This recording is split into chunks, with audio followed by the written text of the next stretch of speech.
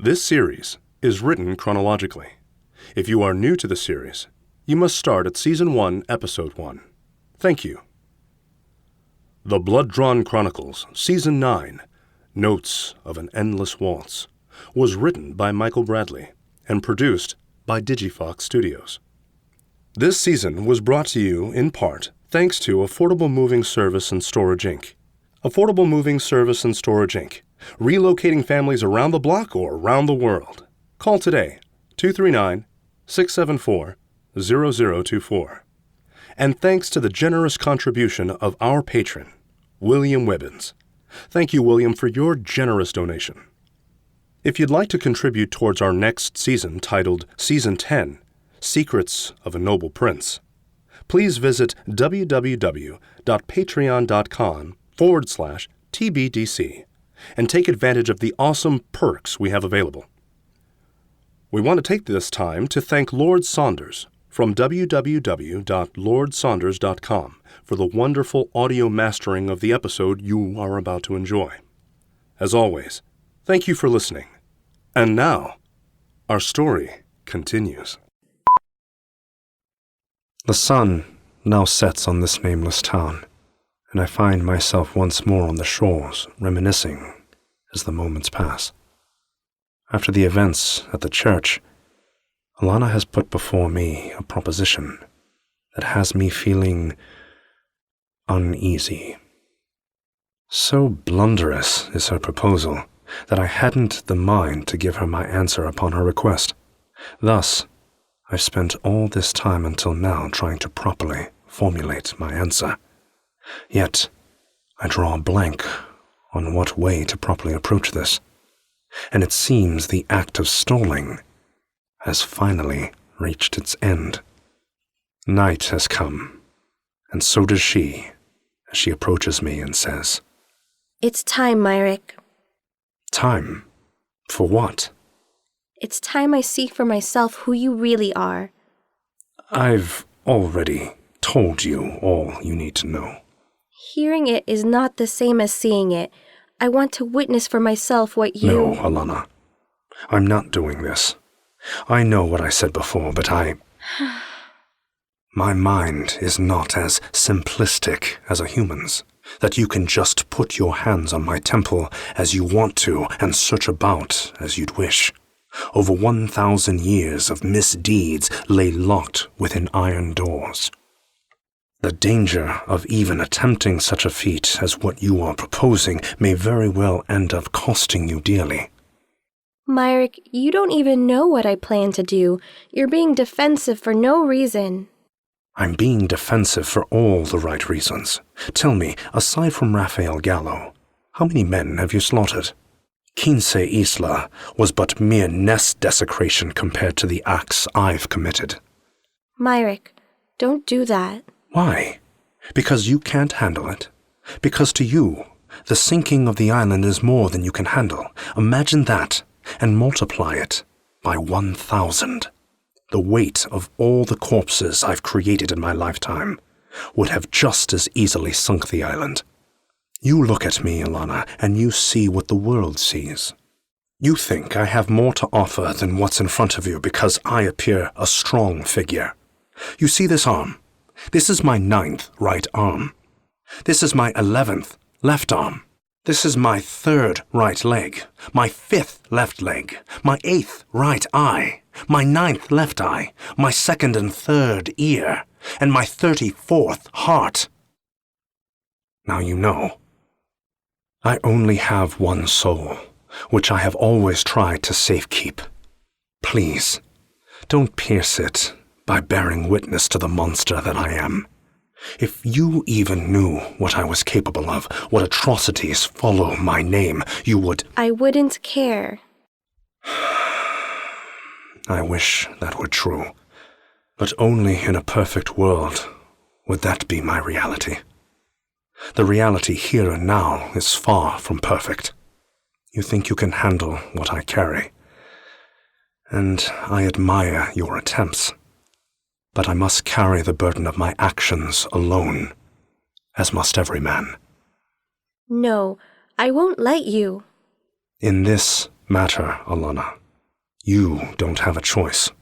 I have been more than lenient to your intransigence. Do not push me. Or else what? You can't say it, can you? No, you may act as cold as you like, but you will never bring yourself to hurt me.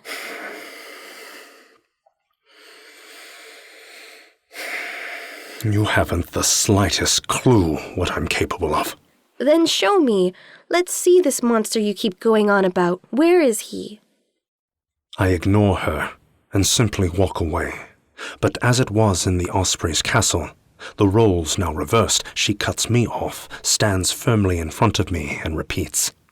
Where is he, Myrick? I turn away once more. Yet again she cuts me off, repeating the same process over and over again, until unexpectedly she swings her fist and I fall to the ground from the might of her blow. Dazed from her strike, she stands in front of me and says, I am going to see him, Myrick, one way or another. With that, she picks me up by my hair and tosses me a great distance. My body collides with several trees before I finally stop. Lying helpless on the forest floor, she says, Am I going to see him, or are you finally ready to admit that he's not real when you're talking to me? You're being stupid. Have it your way. Again, she picks me up by my hair and continues clearing the forest with me. Growing tired of my defiance, she picks me up off the ground after her last toss and says, You're not a monster, Myrick, and if I have to clear this entire forest to prove it, I will. Do you hear me? I will not stop until you come to your senses. You are so much more than what you tell yourself, and it's sad that this is the only way you will see that. Alannah, don't be a fool. The sun will eventually rise, and I can endure until then.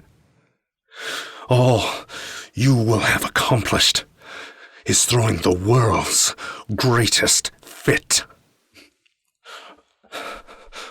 Pain will not make me renounce my deeds, nor confessing what you'd like me to say make them any less real. You're the one being a fool, Myrick.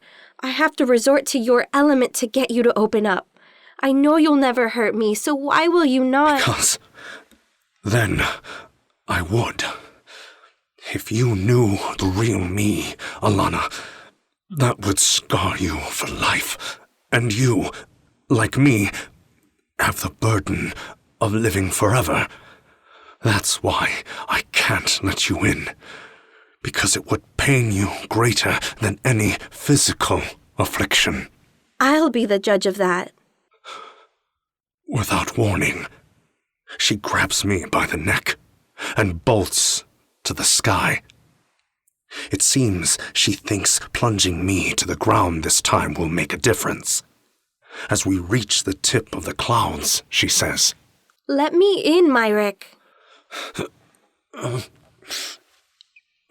No. Then you're the one being the fool. With that, like a bolt of lightning, she descends to the ground, clenching my neck with both hands. I accept this act until the last possible moment, when I suddenly realize that we will not land on the ground, but rather the sea. Quickly, I fight desperately to get her hands off me, but I fail. I am too little too late, as we descend to the ocean floor together.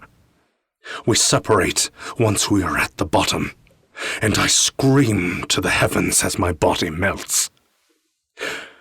Yet my screams cannot be heard underwater, and at night, the blackness of the ocean blocks my sight to whatever is in front of me. Thus, I must guess where the shore lays, and I swim towards. As fortune would have it, I guessed correctly. But by the time I reach land, my body is so badly damaged that I simply wash up on shore. Once on land, I note her coming as she raises from the sea to my location. Feeling her approaching in devastating pain, I muttered, "Please, no more." She notes my condition and dashes towards me, saying, Oh my God, what have I done? Myrick! Kneeling beside me, she picks me up slightly, only to nestle my head in her arms. With a note of confusion, she says, How did this happen? "The salt water." The salt water? How did salt water? Oh no. Oh God, Myrick, I'm so sorry. I completely forgot. I swear I would have never. It's all right, Alannah. No, it's not all right. I did it again, Myrick. My emotions got the best of me again. You were right. I don't have what it takes to handle. What you feel now is nothing in comparison to how I feel about what I've done. Alannah, I live plagued every day by the acts I've committed. Each day that passes is a new reminder of why you and I can never be. Still, I count each day spent with you like this as a cherished memory. You, in your own way, are giving me something to look forward to when the sun rises. I've not had that comfort in over 1,000 years. Your smile warms my heart, and I know I will never again see you smile if I give you what you asked for. Oh, Myrick. I'm sorry, Alannah, but just as the taste of your lips is a desire I cannot ask, so too are my thoughts in your head a desire you cannot attain. For if you ever stopped smiling because of me, I would... Her tender lips stop my speech. By her hand, we came together, and a kiss, a real kiss of two lovers joining as one, is displayed. Once more, but unlike before in Venta Isla, an intense flash of light engulfs my vision. Yet I am not left in darkness. Instead, I am floating. We are floating in what appears like the universe. We part our lips, and as soon as we do, the stars warp, and in the blink of an eye, we're on land again. Only, it's not Earth. The blades of grass are azure, and barks of trees violet. I'm back home. Thank you for listening. If you enjoyed this episode, please feel free to like, share, comment, and, most importantly, subscribe. Don't feel like waiting until next week for the next blood-drawn episodes to release? No problem.